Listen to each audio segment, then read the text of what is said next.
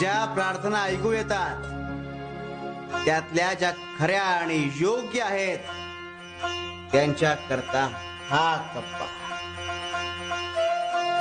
ज्या खोट्या आणि वरवरच्या आहेत त्यांच्या करता हा कप्पा, ज्यांचे भोग संपले नाहीत म्हणून त्या प्रार्थना पूर्ण करता येत नाहीत त्यांच्या करता हा कप्पा, आणि ज्या प्रार्थना त्वरित पूर्ण करायच्या आहेत त्यांच्या करता हा कप्पा. या कप्प्यानुसार कुणाच्या प्रार्थनेला किती प्राधान्य द्यायचं आणि कुणाच्या नाही हे आम्ही ठरवतो. आम्ही ऐकतो सगळ्यांचाच, पण प्रत्येकाच्या प्रार्थनेला त्वरित समाधानकारक उत्तर मिळेल असं नाही, कारण त्यांची योग्य वेळ आलेली नसते. हो ना? अरे वा, हुशार आहेस.